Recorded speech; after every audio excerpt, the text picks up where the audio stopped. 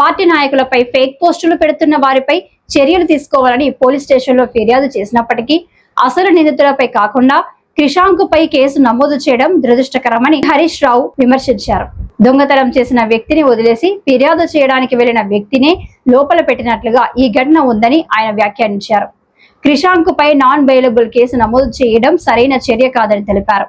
Phone ను స్వాధీనం చేసుకుని పోలీసులకు అందించిన వ్యక్తిపై నాన్ బెయిలబుల్ కేసు ఎలా పెడతారని కోర్టు కూడా ప్రశ్నించిందని, అనంతరం ఆ కేసును కోర్టు కొట్టివేసిందని హరీష్ రావు పేర్కొన్నారు.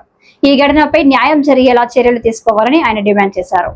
ఇవాళ క్రిషాంక్ గారి మీద పెట్టిన కేసు, క్రిషాంక్ గారు పోలీస్ స్టేషన్ లో కంప్లైంట్ ఇచ్చినాడు. ఆయన మా నాయకులు కేసీఆర్ గారి మీద, మా పార్టీ నాయకులు కేటీఆర్ గారి మీద, మా పార్టీ నాయకుల మీద ఫేక్ పోస్టులు పెడతా ఉన్నారు, తప్పుడు వార్తల్ని ప్రచారం చేస్తా ఉన్నారు అని ఎవరైతే ఆ వార్తలు ప్రచారం చేశారో, ఎవరైతే తన మొబైల్ నుంచి ఈ పోస్టులు చేశాడో ఆ మొబైల్ ఫోన్ తీసుకెళ్లి పోలీస్ స్టేషన్ లో ఇచ్చాడు.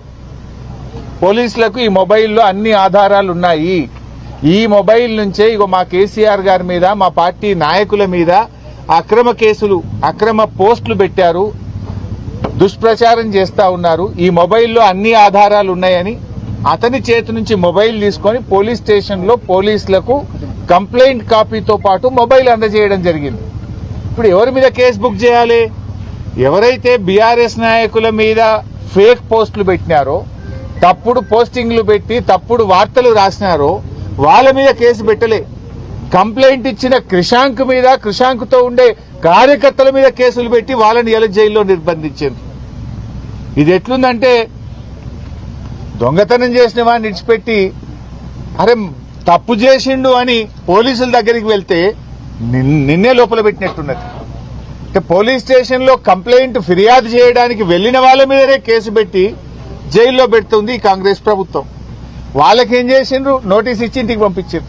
ఎవడైతే ఫేక్ పోస్టులు పెట్టిండో, ఎవడైతే బీఆర్ఎస్ నాయకుల మీద, తెలంగాణ తొలి ముఖ్యమంత్రి, తెలంగాణ సాధకులు కేసీఆర్ గారి మీద కేసు పెడితే, తప్పుడు పోస్టులు పెడితే వాళ్ళకి నోటీస్ ఇచ్చి పంపుతారు.